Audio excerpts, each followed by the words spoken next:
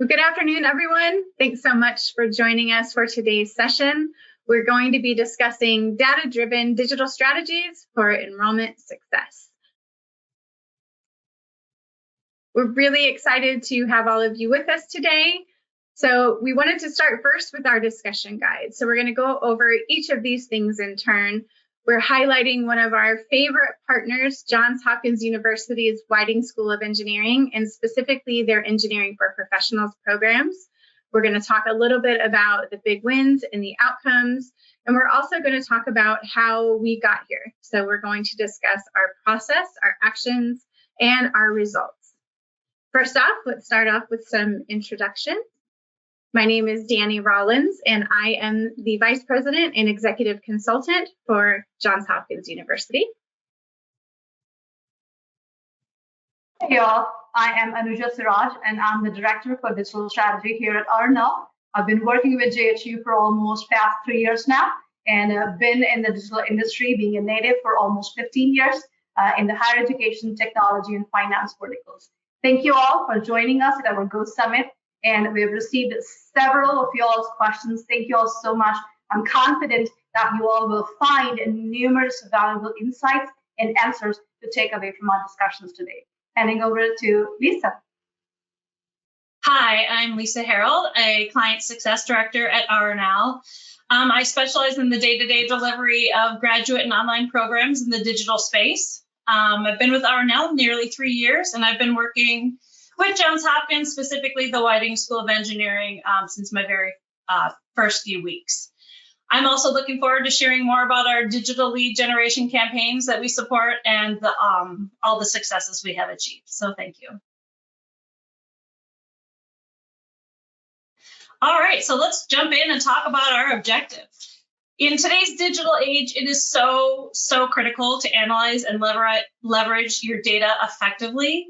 The numbers are important, but so is the way you look at the numbers. So we need to keep in mind our enrollment goals while also optimizing our efforts and minding the budget. So today we're going to talk about a case study with Johns Hopkins. And this case study will show the process, actions, and results of a successful digital partnership, one that has yielded more applications, admissions, and enrollments year over year. So we'll share our insights, our recommendations in this dynamic world, and all of the things that have helped our partner reach their unique and ambitious enrollment goals.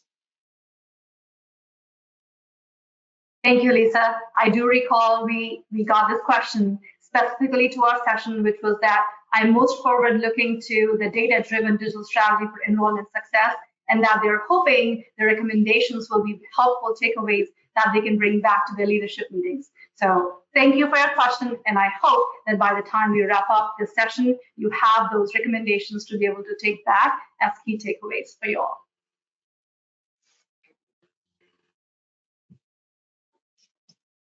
All right, let me just jump in here and talk about the overview of the RNL and JHU relationship. Back in 2019, we started marketing for JHU, their graduate and online programs, with campaigns such as Nurture, Application Marketing, and Yield. Over the six past years, we've evolved this relationship to include digital lead generation campaigns and also Qualify and Transfer. We meet weekly to check in on programs, develop new programs, assess enrollments, review conversion report performance, and also analyze and report on the data. And we know from RNL's new 2023 Graduate Marketing and Recruitment Report that 4/5 or 80% of students learn about graduate and online programs digitally. Makes sense. 60% of the students actually click a digital ad during their search, whether they know the program or the university or as a reminder to take the next step. So having a robust digital presence that is on brand speaks to the persona of our ideal student and that delivers messages that resonate with our prospective students is essential. Our partnership with Johns Hopkins works because of our shared approach and our shared goals. And something that we're cognizant of is that we're continuously evaluating these goals, whether we're shifting from enrollment cycle to enrollment cycle or just the normal ebbs and flows of month to month with changing deadlines or market seasonality if there are rolling admissions. We're checking conversions, ones that convert inquiries to applicants. We're finding more qualified applicants, and also evaluating whether or not we need to boost a program that might be experiencing some low numbers. So we use our full funnel dashboards to analyze weekly and monthly data and make these adjustments at the top, the middle, and the bottom of the funnel. This full funnel gives us insights that allow us to make changes and shifts to budget, program, platform, etc., along the whole student journey to help drive more enrollments. Now, I mentioned qualify and transfer. What is this and how can it help? It's a speed to lead program that we offered and we added to our partnership in early 2022 when we identified a gap between when a student responded to a digital ad and when they were being contacted by JHU's enrollment office. JHU at the time didn't have the staff in place to field the calls, or more importantly, the ability to contact the inquiry as fast as our contact centers are equipped to do. We knew we could reach these prospective students much, much faster. And in fact, during business hours for us, which are for the call center, 8 a.m. to 9 p.m. in all time zones, even when the school might be closed, our first call goes out within 5 minutes of when the student submits their RFI. That's really impressive. But what's more impressive is that 90% of our calls go out within the first 2 minutes. We have a colleague that commonly refers to this as freakishly fast. And this speaks to one of the webinar attendee questions about student expectations for getting a response, and that timing is really, really important. The sooner, the better. So now we call on behalf of JHU as an extension of their enrollment office. We qualify all the inquiries with a few short questions and then facilitate a warm transfer to JHU's own enrollment office. Our engagement with the prospective student includes qualifying and calling this person, but also emails, texting, and we can schedule appointments for Johns Hopkins enrollment team if the student we've called is so quick that they actually aren't prepared to have the conversation at that very moment. We then meet monthly to review the qualify and transfer dashboards that tell us which programs students are most interested in, from what platforms the conversions are coming from, and at what rate they're converting to enrollments. Here's another example of the benefits of the full funnel dashboard reporting. This service has greatly taken the burden off campus's enrollment office, as well as allowed us to make contact with our leads so much faster. And why is this lead time so important? RNL data actually tells us that 60% of grad students indicate the likelihood of enrolling in a program at the institution to the very first person that calls them or responds to them, regardless of whether they're the top of the list, the bottom of the list, the program is the top, middle, or bottom as well. And when only 1/3 of students apply to one program, you want to be that first person that reaches out. So we believe that with the lead generation campaigns that we run, the speed at which we respond to students, and the trust we have built together, we have the agility to make our continuous process improvements. And these are the main reasons for our success. And JHU's success is our success. All right, here we have the overview of the programs that we are promoting for Johns Hopkins. It's a quick snapshot of all of the graduate and online programs. Ranging from artificial intelligence to healthcare systems, robotics, cyber, biomedical ethics, and even some of the newer programs we're doing, industrial and operations engineering, climate and energy, and soon data analysis. At this point, I'm going to pass the mic to my friend, colleague, and true data genius, Anuja, so she can talk about the big wins that we've shared and the information and more information on the process, action, and results. Absolutely. Thank you so much, Lisa. That's very kind of you. All right, so let's take a moment to recognize the incredible big wins and outcomes from our partnership with JHU. Over the past few years, we've seen impressive year-over-year growth in both applications as well as enrollments. I do recall in a very lighthearted conversation with JHU's leadership, they shared the goal of being able to meet COVID time application numbers and enrollments. Well, In spring of 2023, we achieved a remarkable 31% of increase in applications compared to spring 2020, which was that COVID era. So we didn't just meet, but we exceeded the goals at that time. This momentum, as you can see here, continued into fall 2023 with a 24% of growth in total enrollments. In spring 2024, we sustained that success with an 18% of growth in applications and a 10% of rise in applications year to date. This trend is continuing into summer 2024. As we look at the year-to-date data, we are already 9% up in our applications, and 2024 fall, we are up by 34% in total applications. Alongside this impressive growth, we have also witnessed a steady year-over-year improvements in conversions as well as the cost per lead. We've experienced a remarkable 64% of growth overall in conversion volume as compared to the same time in January 2023. Additionally, we have achieved a notable 17% of reduction in the average cost per lead, well below the industry benchmark of $125 approximately in the sector of engineering. And these results underscore the effectiveness of our strategies and the strength of our partnership.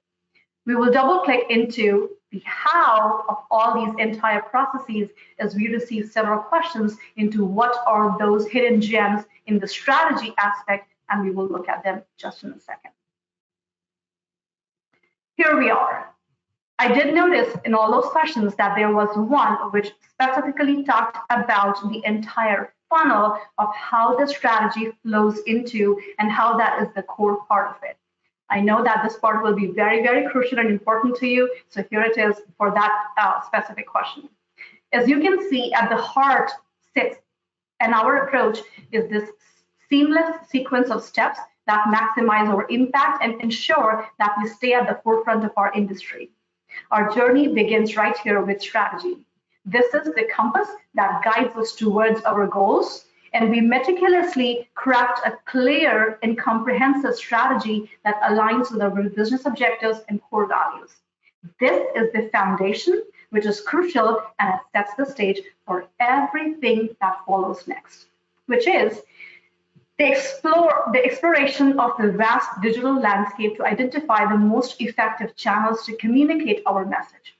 From social channels as Facebook, Instagram, to LinkedIn, to search engines, to programmatic, we curate a diverse mix of platforms that connect us directly with the target audience in the right moment and at the right time. Now, it's next time to zoom into the power of geo-targeting. This right here that you see, this enables us. It's an incredible tool to tailor our campaigns to specific regions, specific geos, cities, neighborhoods, even DMA regions. As we move forward, we continue to optimize as we receive the enrollment data, and this is where partnership plays a crucial role. As we receive data back from our clients and we are able to overlap and see where those enrollments, where those completed applications start streaming from, that is where we start to laser focus on. As we move forward, obviously, ad spend is one of the major criteria and the biggest variable in the entire equation. We carefully allocate our budgets across the channels, ensuring that we are optimizing our reach and ROAS, which we call as the return on the ad spend. By continuously analyzing and adjusting our spending, we are staying agile to maximize our investment. And then, last but not the least, rather how I like to call it, the heartbeat of our process is the data analysis. We believe in that data-driven decision-making, and this allows us to gain insights into the performance of our campaigns. We measure, we track, and we scrutinize key metrics to understand what works and what needs improvement. Once we are armed with these insights from the data analysis, we take proactive steps to optimize our campaign strategies continuously, and this is the ongoing process of refinement, which ensures that we are always one step ahead, fine-tuning our efforts for maximum efficiency and effectiveness. Next, we will dive into that key transformative actions that we have taken to modify our digital strategy to maximize JHU's enrollment goals. Now, we recognize that as the digital landscape evolves, as the trends evolve, the newer trends flow in, the changing behavior of our target audience, this enablement Our full funnel data insights from Enable, they enabled us to make this bold strategic move to reallocate our marketing budget among the diversified channel portfolio. We shifted, as you can see, in March 2021 to March 2022, the majority of our distribution was 80% on social channels. We shifted a significant portion from social channels to search. You may say, why? Yes, this was a bold pivot that we made. However, we made it data-driven, data-backed, because the full funnel is a mine of gold, and that's what we could track precisely how the conversions were flowing through the funnel from a raw inquiry to contacted, to qualified, submitted, completed, admitted, and finally registered. The majority of these registered students had the source as search. We understood that our prospective students are actively searching for the best online master's engineering degrees, and we want to be right there at the forefront of their search queries. This is the strategic move that ensured that once the audience were warmed up through the social channels and all those touch points in the initial stages of their journey, they have a higher intent now on search to consider and make a decision to submit an RFI finally with their name, email for you to contact them and share more details about the course that they are interested in. We understand that this well-informed strategy is a winning strategy. That's why we dedicate time regularly to dig deeper, weekly optimizations, and we analyze our market competitiveness and program positioning to gain all those valuable insights. Again, being data-driven, being prepared, and having a close estimation is half the battle won. So to that end, leveraging the full funnel analysis, we developed a sophisticated forecast model. This model used JHU's historical conversion data, considered a few of our champion programs. Like Lisa mentioned earlier, we have a diverse portfolio of 18 and now grown to 21. But as you can imagine, there are only few of the champion programs there. So we identified that, we invested slightly higher than the other programs in the portfolio, and we could also predict how many future conversions we could generate with an X, Y, or Z as an increment over a period of months. By harnessing this power of data-driven foresight, we grouped together again with the JHU team. We walked through the forecast data, we fine-tuned our messaging to resonate better with our prospective audience, and we responded with agility to make that necessary program allocations. Anusha, I was wondering if you could speak to where or what mediums these potential graduate students are using to take in this information and to further their education. I know that this was another question that came up in the pre-summit questionnaire.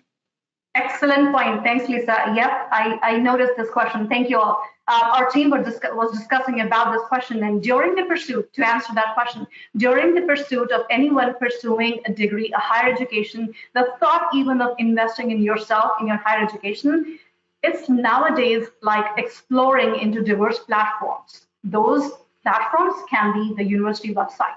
Those can be online forums, the popular social media channels. Search, definitely. We call as Google God or even, as Google search, but definitely these platforms engaging in podcasts. In addition to that, attending webinars, attending open house sessions from the university itself, and leveraging specialized apps to gather valuable information. Any fresh, cold audience definitely leverages a plethora of these platforms to engage and understand what the program is about. And once they are definitely in that mode, that they have the right information, they know about the curriculum, they know about the syllabus, the faculty, and the credibility of the university, that's when they're ready to make a decision. Good question, Lisa. Thank you. Okay. So now we are looking into what you see on your on our slide right here is the channel mix. And as the strategy head, as you can imagine, my team and I are continuously seeking innovative ways to achieve remarkable results for our client partners. In our quest to reach the right audience, as I said earlier too, at the right time, some of the high impact actions we took to boost enrollments for campus top priority programs includes two things. The first, addition of a programmatic advertising platform, and two, Bing search platform. Lisa would, in a minute, walk us through the visual aspect of these programmatic ads in a moment, But let's just double click, or how I like to say too, let's zoom into the rationale of the why behind these actions. So we recognize the shift in the consumer behavior with more and more people turning to streaming over their connected TV and over the top. These obviously offer a wealth of opportunities to capture the audience's attention and engage with them in a seamless, contextually relevant, and a non-intrusive manner. So through engaging short video clip ads, visually appealing and eye-catching display banners, we showcased our top priority programs, ensuring our message reaches those potential students in the comfort of their living room while watching, or even when working out in a gym. The addition of our second platform, which was Bing, has also produced significant results since the time we implemented them. With the expansion of our user base, we diversified our advertising channel portfolio, reducing that dependency on a single search platform, enhancing the resilience to fluctuations or even changes in algorithms. Additionally, as you all know, Bing now offers a unique targeting option, allowing us to reach specific demographics and accurate, relevant audience pockets with markets with precision and efficiency.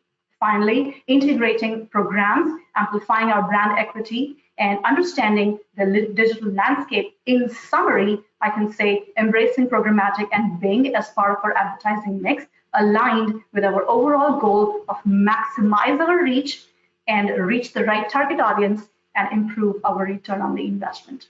And now, handing over to Lisa, we will take a look into a few of our programmatic ads. All right, thank you so much, Anuja. Let's continue on the discussion of more action. So this slide actually addresses a few questions we've received in advance on how to best reach and engage with our prospective students. And I have to admit, this is one of my favorite parts, the messaging and personas and campaign strategy of our ads. This is where we determine who we're targeting, where they are, with what images, taking into account voice, branding, audience, demographics, the goals we might have in the demographics, keywords, all of these great things. And then we choose what platforms we're going to engage with them on. So for example, here are a few sample JHU engineering ads. We chose these because after assessing their performance, these are the ones that have had headlines and descriptions that have resonated the best with our curated audience. The ones that emphasize flexibility, part-time, and online modalities, and the no GRE requirement. These are consistently our top performers in conversions and also the conversions that lead to enrollments. So here we have an example of a Google computer science ad where it says complete your degree part-time and online while you work, courses that fit your schedule. We have electrical and computer engineering on LinkedIn, highlighting the no GRE requirement, artificial intelligence, emphasizing the part-time and online modalities, and then data science there on that streaming service that Anuja just mentioned, and this one is on the New York Times. So those are examples of how we use that messaging in the most effective way with our ads. So what else do we do? What other actions do we take? The following is a list of some of the ongoing tactics we use to optimize our campaigns. So the top one there is program deep dives. We have data analysts that do quarterly or biannual deep dives that really examine the month over month and year over year performance by program and on all platforms. Here we can see trends and really that 35,000-foot view of what's going on and where we can make adjustments. We also expand and contract the keywords that we use based on bid price and competition. We do budget reallocations weekly, monthly, and as needed.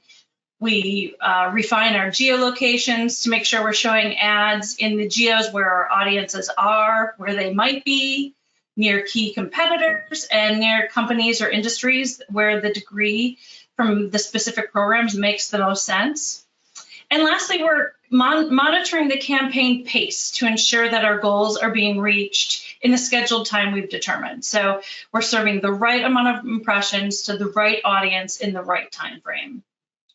And just to ensure I've covered everything here, let me ask Anuja to pick up where I might have left something off. No, you were spot on, Lisa. We covered everything precisely. I would just add in one more point that on the center of the slide, as you can see, once we make all these changes that Lisa went through, we believe in a lot of clarity, alignment, and transparency with our JHU partners, with all our partners. So having said that, whenever we make those changes, we always tag them so that they are recognizable. And when we are reporting them in each of our reporting calls, we call them out. And we mention that these are the changes that we made. And the platform gives us very, very precise insights as gold nuggets, which we can share with our clients and see that the progress has been made. So in the center, as you see, these were the conversions driven from the changed keywords that we just did a month back. And aligning to that, we also see that, for example, this was one of our campaigns where we made some optimizations and some changes, and we do see that as a result of those, there was a 63 significant percentage of increase in the total conversions there. So just an aspect into how we do the changes, and we are making sure that we are data-driven. Thank you.